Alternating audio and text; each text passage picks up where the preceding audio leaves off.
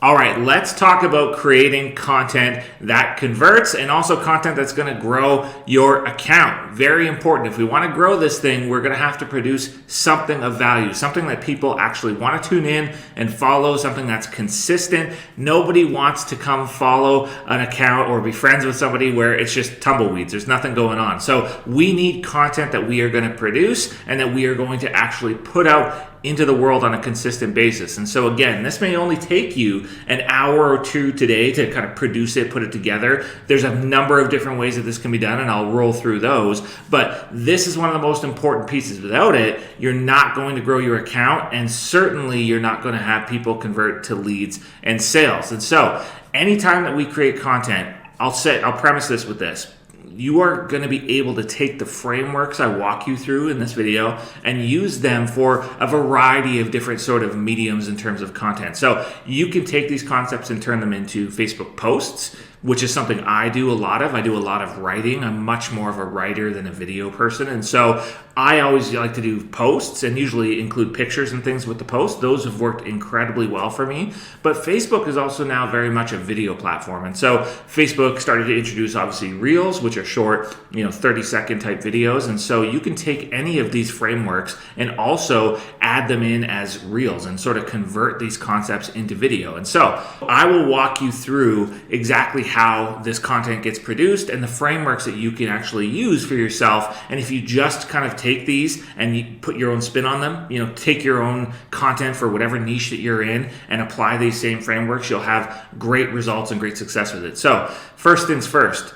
The following is an interactive training with examples that will walk you step by step through the mindset, which is important, and process behind creating organic content that converts traffic to leads and customers. So again, this isn't paid content on Facebook. This is all using your personal profile with organic content. And so we're going to focus primarily around Facebook posts, but the same concepts can again be applied to Facebook Reels. And then credit to my friends, Jacob Karras, Cole Gordon, Sam Ovens, Frank Kern, many other people. I can't list them all. A ton of people have inspired this from different copywriters and different content producers, and there's a lot that goes into this. None of this is necessarily all brand new. A lot of times the old stuff, the old concepts are based on human psychology, human behavior, and that stuff still works and it works the best. So I'd encourage you to explore as many of the resources and different things that I give you in here to try to help you to round out all of this. But if you're a beginner, you can just use these frameworks and you'll be just fine. So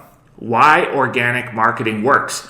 Content marketing is perfect for new people getting started who may not be ready for paid ads, which I think is probably most people. You can create a ton of momentum by simply investing your time and some hustle, which is great. We don't have to put a big outlay of cash. We can invest a couple hours a day and we can start to see some results from this. So it's very advantageous to keep organic content going at scale and as you begin to leverage paid advertising. So learning this once is actually really beneficial for your entire business because you'll probably keep some form of it going in some regard. And so it increases conversions on paid ad traffic, so making it much more potent and valuable. So if you are running paid ads, running this type of content strategy behind the scenes on that also works well. It diversifies traffic and decreases dependency on ad networks, meaning that if you are running paid ads and that's where all of your traffic and leads and revenue are coming from, and something happens to one of those ad accounts, you're not left kind of twisting in the wind. You've got another strategy here that's also in play that you can rely on.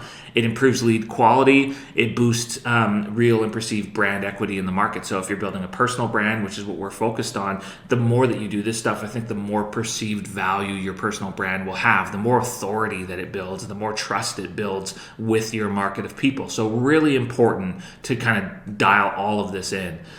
Building and balancing traffic equity. Understanding traffic equity is a very powerful and intangible part of making content marketing work.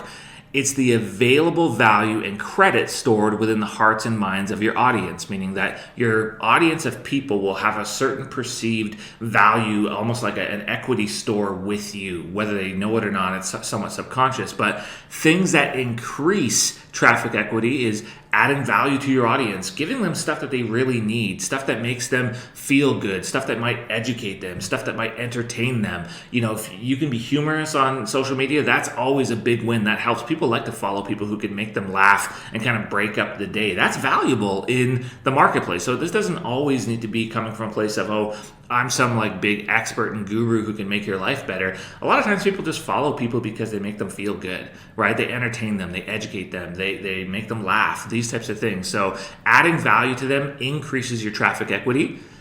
Raising your personal brand or status. This is another thing. People like to be associated with other people who have high status. By pure association, it actually raises their status higher as well. So that's sort of the law of association and the power of proximity. We all want to be connected and known to be around people who are somewhat famous. This is why people take pictures with celebrities. Yes, they want a picture with the celebrity, but what it also is doing is it increases their perceived and personal status, right? Because they are around the celebrity. So that's why raising your own status will actually increase traffic equity with your audience, because it raises the perceived value of being associated with you. So anytime you can do that is a big win. And then increasing the size of the audience also raises the equity just by sheer volume. Pretend in your mind, you've got this value equity account. And anytime you add more people, you automatically increase the equity or the size of equity in the account. The account's getting bigger. Things that decrease traffic equity: poor quality content, meaning stuff that's not relevant to your brand, not relevant to your message. It's off brand. It's kind of out there in the middle of nowhere. It doesn't seem like it's congruent. It's sort of out in left field. Anytime you've put that stuff out there, and if you remember from the profile optimization video, anything like that is going to decrease your traffic equity. People don't know why that's there. It feels off, and it can be off-putting in a lot of times too. Other things, perceived inferiority. So anytime you're basically just being dumb on the internet. Anytime that people are like, oh, I don't know if I want to associate with that person, which is kind of the opposite of raising your personal brand status. It works the other way too. People don't want to be associated with people who make dumb comments, who are out of touch with reality, who maybe just don't have very good self-awareness about what they're putting out there. That will obviously make people want to kind of back away. So it will decrease the traffic equity. And then making offers. Anytime that you are selling to your audience, every time you do that, you are taking a little bit of brand equity out of the equation. Now, think about it like a bank account almost. This bank account can be withdrawn from and also have money put into. So you can balance out this traffic equity with a combination of both these things, because we are going to need to make offers into our account. We are not going to be perfect people, and we may say something dumb sometimes. We might put out a piece of content that we think is really good, but maybe the audience doesn't perceive it as very good. So your traffic equity is always kind of getting drawn on and also being added to based on what you're doing. So don't think that this means you have to be some perfect person. What this is designed to do and teach you is to have some awareness, some self-awareness about where your traffic equity might be, because if it gets too low, there's problems. So balancing traffic equity, the amount of leads and sales you create via your content is directly proportional to the amount of offers you make. Meaning that, yes, you need to make offers to your audience. You need to invite them and give them an opportunity to do something with you, to purchase something from you, to go deeper with what you're talking about. If you never make offers, you will never make money. It's just how it is. Don't expect somebody to magically come and just buy something. You need to be a little bit more aggressive than that if you want to make this work. And so making offers will drain equity, but they're ultimately needed to make the content work. And so you have to balance the account by increasing equity in proportion to what's being withdrawn, or else you'll end up drawing on an empty account. And this is what happens to a lot of people. All they want to do on their profile is sell, sell, sell, sell, sell. You see this lots of people who join a network marketing company or something like that, and they're just constantly posting about their products and all this stuff. And every time they do that, they're draining the account equity.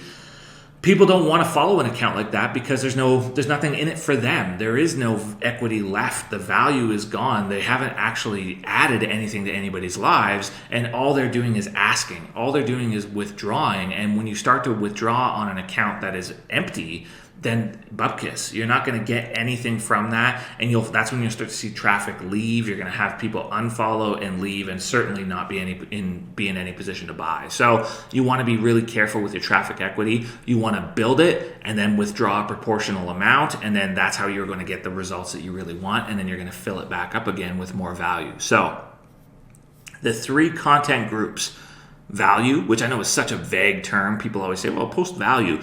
Value is kind of defined as something that adds to your audience. So this content, this is content that endears your audience to you and your brand. So it makes people like you, makes people trust you, that type of thing. It increases equity.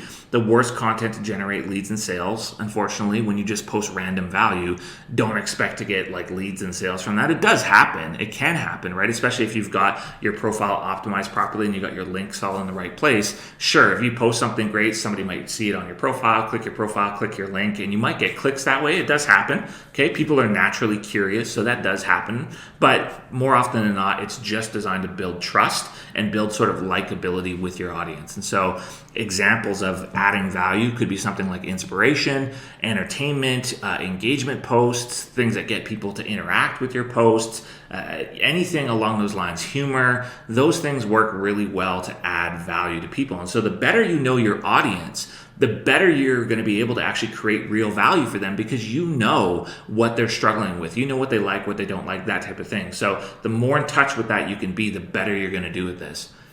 The next type of offer is an indirect offer. This is a combination of a value and direct offer post. So this does decrease equity, but not nearly as much as a direct offer post, and it still delivers some value. Examples would be like an education or a story post with some sort of a call to action at the end. So you tell some sort of story. Hey, this is what I learned. This is what happened to me. This was the breakthrough I had. This is why this is amazing. And then at the end, you say something like, oh, by the way, if you want to learn this too, comment below. That would be like, okay, I've added a bunch of value first. I told a story or whatever, but at the end, I'm still asking my audience to participate and, raise their hand if they're interested in learning the same thing, right? And so that is partly how indirect offer would work. And again, it decreases value a little less, obviously, than a full-blown direct offer post, but they don't convert sometimes as high. It's just one of those things where you're balancing it out, and they do work. I'll show you some examples of those. Direct offer. This is the one that your audience will immediately know that these posts are some type of sale or offer, and they're okay to make. They're actually really powerful. There's no other value inside it other than the offer itself, meaning like you are not being fluffy about it. You're cutting right to the heart of the matter and say, hey, this is what I got. If you want this, this is how you get it, right? It's being very direct. This decreases equity the most, but it's also the most effective for generating the most leads and sales. So sometimes when you're just clear instead of clever, that's when most people will respond, because they don't have to kind of like wade through what you're trying to put out there. That don't have to go through a whole story or a bunch of value first. They're just getting hit with what you got. And if you've got a lot of traffic equity with them, you've got a lot of trust with them, they like you, you can do that more. You can cut right to the heart of the matter and say, this is what I've got, right? And that converts really, really well. So I'll go through some examples of those too. Some content principles. These basic principles can be applied to all forms of content. So if you're doing like reels on Facebook, you're making posts, going live on Facebook, any of those things, they've been tested and used to create results for decades, both by ourselves, my wife and I, and copywriting legends. They will take time to master. You may want to come back and reference them after every piece of content and see how you can apply them to what that you've written when starting, right? So when you're starting out, you might want to keep this document. I'll attach it in the video below. So you will have this document. You can come back and reference this and use it as a guide to help you create content on Facebook as you go. And so the first thing is a headline hook. The headline hook is the thing that first stops the scroll. It's what gets people engaged and sort of leaning in. The social media platforms, especially Facebook, are very busy. There's a lot going on. The news feed is constantly getting refreshed. If your content doesn't stop somebody in their tracks, you cannot get them through the rest of it. The first thing that they read needs to stand out. It's very important, because without it, you are not going to get their attention. You're going to lose them for the rest of it, and the rest of your content in that post doesn't matter, because they're not going to be around long enough to read it. So it's the first thing your audience will read or hear. It should grab their attention and stop the scroll. It invokes curiosity and compel them to keep reading or watching. So headline hooks are really done well with questions, with something shocking, with something odd or offbeat. That works really well too. I use that a lot. It draws attention to a specific audience, problem, and or results that they want to experience, meaning that you're actually calling out the people that the message is for. Sometimes when you actually call out your audience, it makes those specific people pay attention. It kind of gets their ears perked up a little bit. And then there's the 4 U's. Mark Ford teaches that great hooks have 2 to 3 of the 4 U's. So unique, useful, urgent, ultra specific. Those 4, usually try to incorporate 2 or 3 of those into a good headline hook and you'll be good. There's some resources here. So there's the Other Life hook template. This you can use. It's a Google document. So I'll attach this below as well. And these are just some hook templates, just fill in the blanks. You can take any one of these on any given day and try to incorporate this into your hook, your first sentence, your first headline of the post. So these will give you some good content ideas there. And then there's some other resources here as well that you can go check out. Those are books that I think will help round out your knowledge on writing copy, creating this type of content, that type of thing. It is a skill. It'd take you a little bit to learn, but the only way to learn it is by practice. It's funny. It's not like a school subject where you can just read about it and then understand it. The way that you get great at writing, the way that you get great at creating content is by doing it. So the only way through is through. That's the part that most people miss, is this is a learn by doing type thing. It's a contact sport. We are literally it's like playing hockey or football or whatever. You cannot learn just on the sidelines. You have to get in the game. That's the only way you're going to get comfortable. Then there's the promise. This tells your audience what's in it for them and what the big benefit will be if they consume your message. So you want to have this promise close to the top of your post as well, because it lets them know what's in it for them. What am I going to get if I keep reading this? It's typically a specific outcome and result. Example, 20 leads a day, right? If you're in the make money online niche, here's how you get 20 leads a day. It conveys something unique.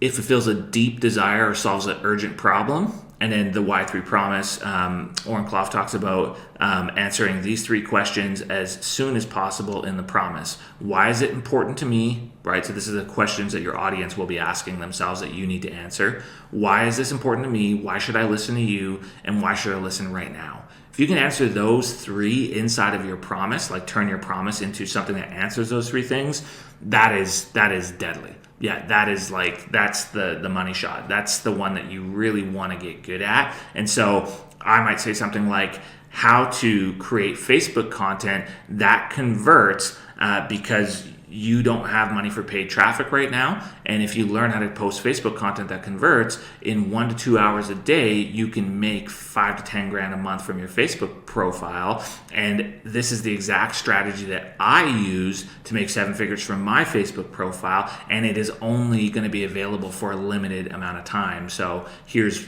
why you need this now before Facebook, changes everything, right? Something like that. I just incorporated all 3 just off the top of my head, but you get the point, right? If you start to build this into some of your messaging, it really does draw people in and it works really, really well. Open loops keep the reader hooked in. They're cliffhanger trailers that are intriguing and spike curiosity. So especially when you're doing longer form content, using these open loops helps to keep people engaged in it. And again, you can use this in your reels or videos or whatever. You can use it however you want, but an open loop would be something like stick around to the end, because I'm going to show this, this, and this. That keeps people around, right?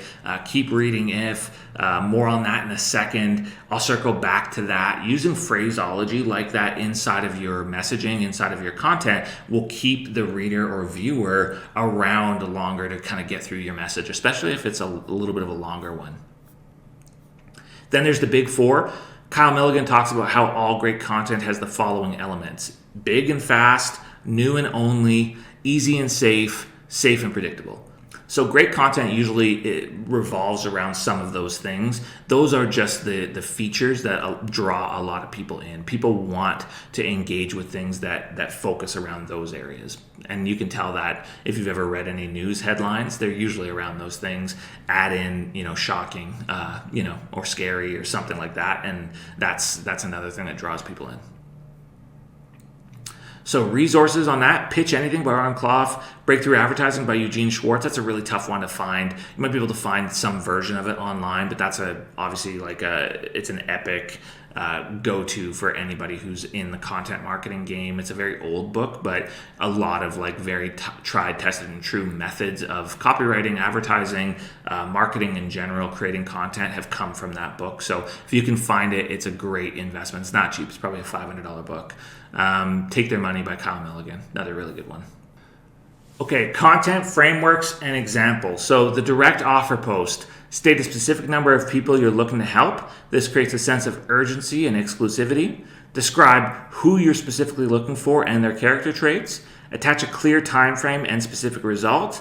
List the top benefits of what you're offering, then a clear call to action or a CTA and an example. So I'll show you some examples, but I'm looking for 5 more motivated moms to train how to make an extra $5K a month online over the next 30 days part-time. Just incorporated all those bullet points into one really easy sentence. The sentence is pretty much the whole post, but it is the hook as well. So you can see I pretty much nailed almost all of this in one sentence. That, if I've got an audience of moms on my Facebook account who follow me, that is going to help drive leads. There's no doubt about it. You will get people who are like, that's me.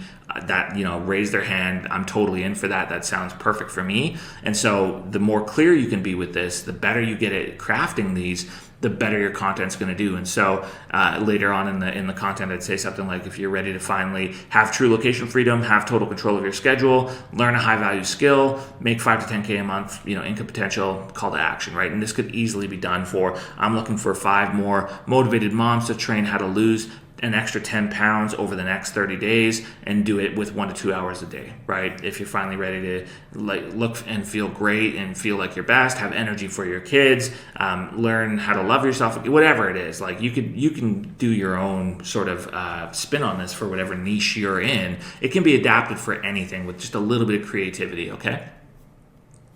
CTA examples at the end. So at the end of this post, because it's a direct offer post, I want my audience to engage it. That's really important, okay? We're not just going to hope and pray somebody comes to our link. We're actually going to ask them to raise their hand if they are serious about it, if they're really open to this idea. And so we're going to add the CTA at the end. It might be something like click the link in my bio, right? Especially if you're doing like reels, that would be, something in there. You have to be careful with how you address the bio thing in reels. Some things you can say, some things you can't, but you could say something like check out my profile or something like that. Send me a DM, comment ready below, right? So in your actual post, if you're making a post on Facebook, you can get them to comment below. We call those like 2-step posts where they, we make a post and the second step is for them to comment and then we will go from there with them. But that's one of the CTA options. And so you could use any one of those and mix it up. Now we're going to talk about lifestyle posts. So this is to show a glimpse into your personal life. Now, if you're not somebody who's traveling all the time, living some high life, that's okay. What you're doing is you're connecting with your audience. So your intention with a lifestyle post is to build trust, especially with people who are in your audience. So building trust with people in your audience means showing them a glimpse of your lifestyle that is maybe something they can relate to, something that they think, oh, I feel like I know this person. That's kind of, I do that too, or that's part of my life too. And so you want to make sure that these lifestyle posts are sprinkled into the mix of what you're doing. You're going to give your audience a behind the scenes of something that they can aspire to or something that they can relate to.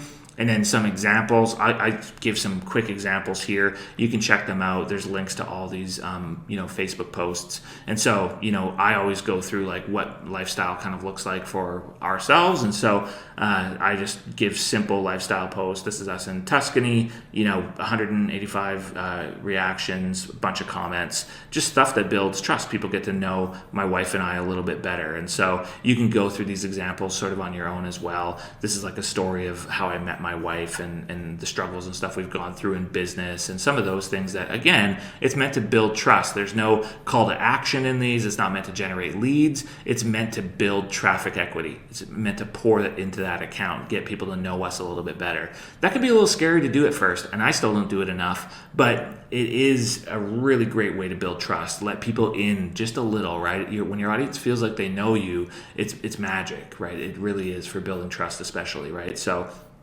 this is a whole post about essentially like how you spend your time, things like that. You can read through these on your own. I won't go through all of them with you now, but those are some examples of the lifestyle post. Then we have the temp check post. So the temp check is an offer post, but this style of post is meant to engage your audience and disarm them slightly by asking for their opinion or help. It leans more towards a direct offer, but still has a softer touch, as it implies you will only actually make the offer if there's enough interest, meaning that you're not saying, hey, I'm looking for 5 moms and this is what I'm doing and this is whatever. Like that's way direct. An indirect offer post is something more along the lines of, hey, I'm considering doing this, or hey, I'm thinking about maybe putting this together, or maybe finding this for this group of people, that type of thing, and just saying and then expressing like, look, if somebody's open to this, or if there's any interest for this, I'll go through with it, right? And finding out from your audience who might be interested in that. So an example of this,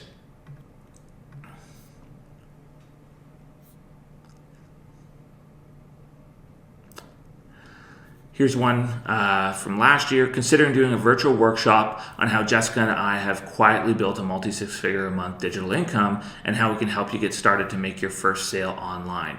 It'll be $27. If you're in, comment below yes. There's 237 comments on this. This post made us several $100,000, just one post.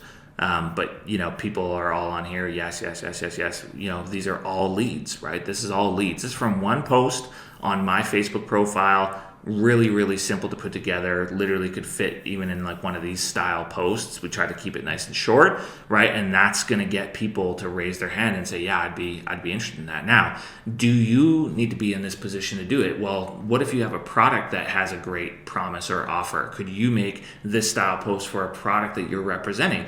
Absolutely. Just because you don't have that result doesn't mean that you cannot make the same style post and then take your prospects, your leads, to the person who has the results. So even if you haven't lost 30 pounds and you've got a weight loss product, could you take them to the person who has, right? So you could still say something like, considering doing a virtual workshop on how XYZ person built or lost 30 pounds over the last 60 days. And I'm looking for people who might be open to learning more about that. If you want to learn how you can lose X amount of pounds over the same time and you're interested in that, comment yes below, and whatever, same thing. So just because you don't have the result personally, if you're an affiliate for somebody who does, you can kind of borrow their credibility, borrow their story, and work it into a post like this the same way. Works really, really well. There's nothing wrong with that, as long as you're clear. Like, it's not me, it's XYZ person, but I'm thinking of putting this together for them, then it'll still work just fine. So that works great. This is a follow-up post. So after I made this post, then I made this one. So well after pretty overwhelming response, there's like 237 leads that came from that for the virtual workshop, we're going to go ahead with it. So now this is like a second follow-up post. So saying, yeah, we thought about it. There was obviously a lot of interest. So, hey, we're going to do it. I've reached out to many of you, and we already have close to 100 people registered. Here's the deets. Give them all the details, right? And then I also say, if you haven't didn't see that post, then here's like another option. Let me know if you want it, right? Reach out if you have questions, that type of thing. And on that post, there was another 103 comments and a bunch of people who wanted in on that, after the second version of it. So a lot of people like, yeah, I want to sign up. Can I get more info? That type of thing. So another whole round of leads and things were generated from that. So those temp check posts, they can work really, really well. Again, you need to use all of this somewhat sparingly. If you do one of those every day, don't be surprised if eventually people are going to get very burnt out on that. You burn up all of your traffic equity and nobody wants to participate in those posts anymore. You need to work them into kind of your content schedule, and that's a great way to drive a lot of leads and sales. Entertainment post. These are meant to humanize you, lighten things up. They can be funny, that type of thing. Lead hard on humor, topical news, that type of stuff. As long as the news isn't like negative, like funny news or something like that. Some examples of this, just entertainment posts. These are fun ones. You just want to mix throughout your content. People who struggle online, one high value skill, right? And this is actually a good opportunity. I think I left this one on here for this specific reason. Here was a person who says, and you'll get this. This is just part of the deal. It doesn't matter. First of all, I've been doing this a long time. I've got oodles of credibility, been making money online forever, and have nothing but like a good track record. All this type of stuff doesn't matter. Even if you're brand new, if you're older, you get yahoos on your timeline who will comment stupid stuff. That's just welcome to the world of social media. It's filled with keyboard warriors who want to say whatever they want to say. And so this guy says on this one post, which is just a funny post, like it doesn't really mean anything, right? But he says, I'm paid $2,000. Of course, none of you want to help people make money. You're there to take it from them, which, if you know me, is entirely the opposite of how we operate. But this guy is assuming and just kind of being a jerk. And I said to him, Andrew, what are you doing here? if that's how you feel, what are you doing here? Learning high value skills from people qualified to teach them costs money. Welcome to the real world. Ask anyone who's paid to actually learn them. It's a good investment, right? He goes on to say, and then one of our members, I think, hopped in here and just I didn't ask for this, but they came in and just kind of backed up what I was saying, which is great. Once you build a great audience of people, you will find that your audience, your brand, it kind of protects you and insulates you from the idiots, because they won't necessarily be able to say things that are that hurtful when you've got a bunch of people who are there to kind of help you out and back you up. If they know you better than this random stranger does, right? So Andrew says he laughs, but TikTok is full of them, all making the same site where you only pay $7. Imagine how vast America is, and if you're English, how daft they are. They're still very religious over there. So he just goes into some other rant, believe in God. I mean, this guy's off his rocker, right? So, which is kind of funny, because when you start to buy into other people's opinions and you dig a little deeper, a lot of times this is what you'll find. The internet's a big place. Don't take any of this stuff too seriously. I always default to the Control-Alt-Delete method. If you get some Yahoo on your account like this, control your emotions, alter your perception of what their opinion actually means to you, which is nothing. They're a total stranger and they might be absolutely nuts. You have no idea who they are, what their background is. It'd be almost like walking down the street and having a crazy person yell at you. You don't think about that for more than 2 minutes. It's kind of scary, whoa, weird, get away from me type thing. But you're not taking that home with you. Same thing online. This could just be a crazy person online yelling for the sake of yelling. And so then you want to delete. So you ban the person from your page, or you delete them, or you hide them, or whatever you want to do to give yourself some mental sanity. You do not have to address it like I did. Feel free that if you want to, you can just delete the comment, delete the person, and it'll be gone from your life. You'll never have to think about it again, and you're good to go. And you can do that with anybody you want. I usually do that. I was probably bored this day. I was probably sitting there on my phone being I'll give this a go. Anyways, after he did the crazy comment, I just did this dog gif looking like how I felt in the moment. And most people just engaged on that more than anything that this guy was saying. So entertainment posts can still go sideways, clearly, but they are kind of fun and funny to do. Let's see if we have another one here. This is a funny one. My wife asked me if she had any annoying habits and then got all offended during my PowerPoint presentation. So this one got 108 people reacted to it, and then a bunch of comments of people basically telling me that I'm in the doghouse, so including Jessica. So sometimes these more funny, humorous type posts are really good for engagement. They lighten people's day up. They're awesome for that. So entertainment posts, definitely one you want to get in the mix as well. Testimonial post. This is an opportunity to build trust and authority with your audience. Find relevant testimonials from your product and use them to build equity as an indirect offer. So you can make an offer with a testimonial, or you can just share testimonials and not ask for anything. You're just putting them out there to kind of build proof. Again, as an affiliate, you can take testimonials from people who've used the product and use that for yourself. You're representing the product, so you get to use the testimonials from the product. They don't need to be people who've bought the product through you. That has no bearing on it. You're just building traffic equity. You're sharing things that are relevant to what you're doing. And so testimonial posts, you just share the testimonial, or share the testimonial and then do an indirect offer at the end asking, hey, if anybody else wants results like this, comment ready below, right? Perfect example of how to do that. I don't know which ones I've got linked on here. This one was from Rich on his 150K day. Obviously got a lot of engagement, a lot of DM comments after that one. Clearly, this one was from Walker on his first $1,000 day. Bunch of good stuff from that. Let's see. This is from Zach and Jade, members in the community. Been along 3 years, they say. Right now we have officially added over 100K in monthly recurring revenue.